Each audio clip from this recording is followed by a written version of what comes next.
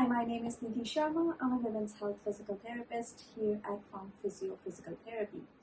And today I'm going to talk about ultrasound and pelvic floor rehabilitation.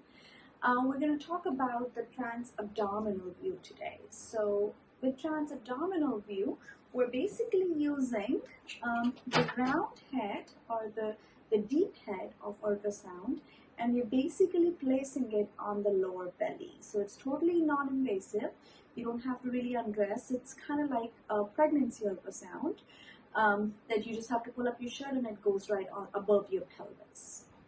And we can see the bladder, pelvic floor, and some other structures, and I'm going to explain why it's useful and how it's useful and what we see in this view.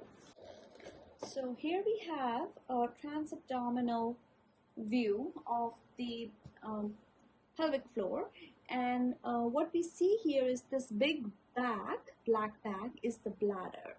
Okay, we see this white tissue underneath. That white tissue underneath here is the pelvic floor fascia and muscles. You see this little dark stripe, that would be the vaginal stripe, or the shadow of the vaginal tissue. And then we see these tissues here, white, will be the abdominal muscles. So this would be a stationary view of our pelvic floor.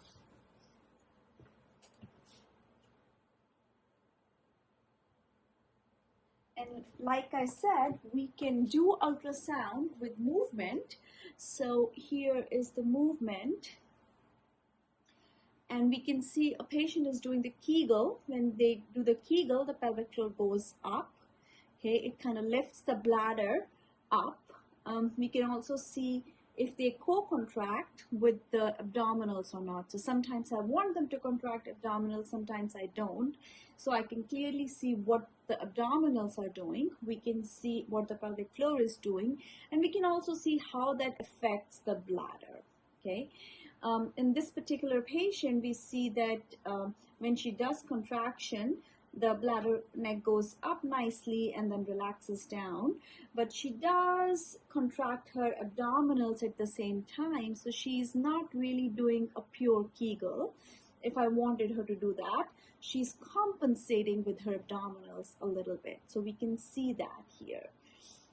In some other ones, this is a patient whose pelvic floor kind of looks very flat. So it doesn't have a lot of definition. That can be due to full bladder as well. But when she does a contraction, I don't see a whole lot of movement in her pelvic floor. So the curve of the pelvic floor does not change a whole lot. And then we're going to see another one. Here we can see how this side of pelvic floor is slightly higher than the other one when the contraction happens. So this one is a little bit uneven in the contraction of the pelvic floor.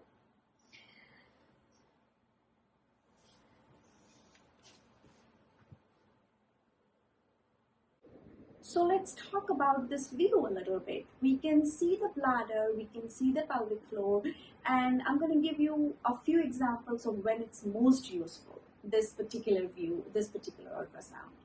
So the first example is, like I said, it's totally non-invasive. So the ultrasound head goes on the pelvis from outside. So in a patient who is very sensitive to internal work, either they have pain, they have history of trauma, there's too much dryness, or the patient is just uncomfortable with that work, this is totally non-invasive. We can see the pelvic floor, we can see what it is doing without any exposure of perineum at all. Okay, so that's one use case. The second would be the difference between the sides. So sometimes there's a tear or sometimes there is a trauma to one side of pelvic floor during birth or during other circumstances. And when we feel the pelvic floor from inside and we feel that one side is very different than the other, it's still very, very hard for the patient to feel that difference. And with no other modality, with biofeedback or with any other modality, can we clearly see this difference and show it to the patient. So as a patient, you have a great opportunity to see what the right side is doing compared to left side, and if there is a difference. Again, there is very rare opportunity to see that difference so simply on a screen. The third case would be when we want to see what the pelvic floor looks like when you're not doing anything, right? So one of the cases I showed you was the pelvic floor was pretty flat to begin with, and nothing much changed with the contraction. So that kind of activity where nothing is really changing is easy to see in this view. And fourth would be the bladder. So the unique thing about this view also is that we can see the bladder pretty clearly. We can see how full or empty it is. So a lot of patients with overactive bladder, interstitial cystitis, or prolapse even feel that they do not empty their bladder properly. Like they pee and then they feel like they still have to pee. And at that point, they will go back and pee whether they have a little bit of pee left or not. Okay, so in this view, we can clearly see how empty your bladder is. So a patient who continuously feels like they have to pee will be able to see if they really have to pee, if their bladder is really full, or is it just their pelvic floor that's making them have that urge. So that organ difference between the pelvic floor, which is hard for patients to feel many times, is very clear here. We can totally see if you actually have to pee.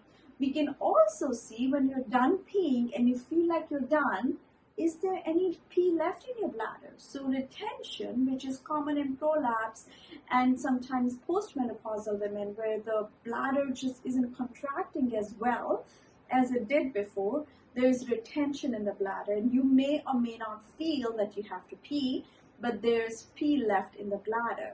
So again, with the ultrasound, when we start the session, if you tell me that your bladder is completely empty, you just emptied it, and I see there is some pee, then we know there is retention going on. So not only can we see pelvic floor, we can see pelvic floor movement. We can see pelvic floor movement in relation to bladder.